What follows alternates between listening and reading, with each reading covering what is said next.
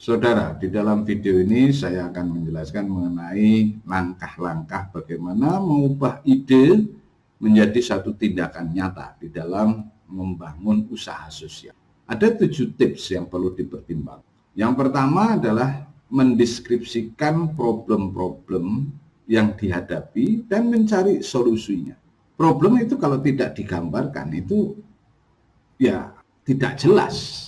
Jadi usaha untuk memperjelas problem dan mencari solusi adalah dengan mengurai mencari apa saja komponen yang terkait dengan masalah itu, apa yang menjadi penyebab, apa menjadi akibat, sehingga apa yang menjadi problem itu kelihatan jelas. Jadi bagaikan kalau kita misalnya lihatnya dari atas itu semuanya itu menjadi kelihatan, berantakannya itu kelihatan, sehingga bisa kita lakukan berguna untuk menyelesaikan masalah. Jadi manfaat dari menggambarkan atau mendeskripsikan problem dan solusinya ini adalah untuk memperjelas masalah, untuk menentukan batasan, mana yang kita perhatikan, mana yang tidak perlu kita perhatikan. Sehingga masalah itu mengerucut menjadi jelas apa yang menjadi solusi dan tindakan perbaikan yang bisa kita. Itu yang pertama. Jadi perlu dideskripsikan problem-problem dan solusinya.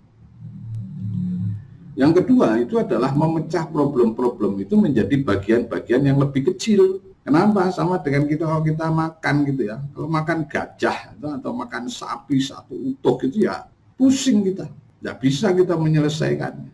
Tapi kalau kita makan sepotong demi sepotong, sepotong demi sepotong, walaupun proyeknya itu adalah multi-years, tetapi kita bisa menentukan tindakan-tindakan dengan segera. Jadi perlu ada memecah problem itu menjadi bagian-bagian kecil. Caranya gimana? Dengan mind mapping.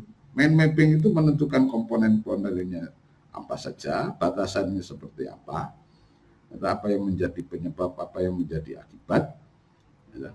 Dengan mind mapping ini maka problem itu bisa diurai, ya. Dan kita bisa mengidentifikasi akar masalah. Akar masalah bisa kita diidentifikasikan dengan diagram ikan. Jadi kalau satu problem, apa saja komponennya, komponen itu kita analisis lagi apa saja yang menjadi penyebab dan terkait dengan komponen itu dalam subkomponen. Subkomponen ini kita pecah lagi, ya, sampai kita bisa melihat secara keseluruhan. Yang ketiga itu adalah buatlah problem itu menjadi persoalan pribadi. Nah ini, kenapa kok harus persoalan pribadi? Supaya kita bisa merasakan, ya, supaya kita bisa terlibat di dalamnya secara batin ataupun secara fisik. Sehingga waktu pas kita memecahkan persoalan itu bukan persoalannya orang lain, tapi persoalannya kita. Sehingga kita bisa mengobservasi dampak-dampaknya itu jelas, kerasa gitu.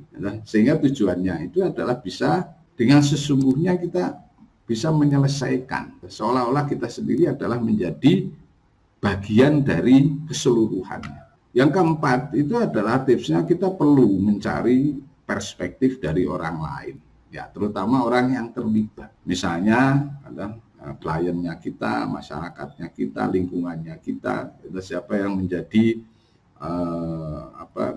penentu, siapa yang menjadi pelanggan, siapa yang menjadi supplier.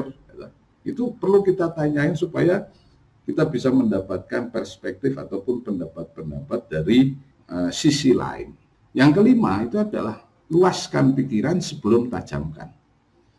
Nah, luaskan pikiran ini adalah dengan bertanya kepada banyak orang, ya. Hanya hati-hati ini jangan terlalu luas, karena kalau terlalu luas itu malah kita bingung sendiri, ya. Sesudah kita bisa mendapatkan informasi yang komprehensif, lalu kita tajamkan. Jadi luaskan dulu, baru kita tajam. Jangan sebelum kita paham secara keseluruhan, kita sudah tajamkan. Nah ini bisa nggak tepat solusinya kita. Dengan kata lain, kita harus melebarkan dulu dengan pertanyaan ataupun dengan bertanya dengan banyak orang. Kaji pilihan-pilihan itu, lalu fokuskan. Yang keenam itu adalah buat ringkasan ide. Ya, ringkasan ide kita summary-kan. Yang ketujuh adalah buat rencana tertulis dari keseluruhan itu, dari problem dan solusinya, sehingga kita bisa pelajari. Jadi itu yang bisa kita sampaikan dan selamat mencoba.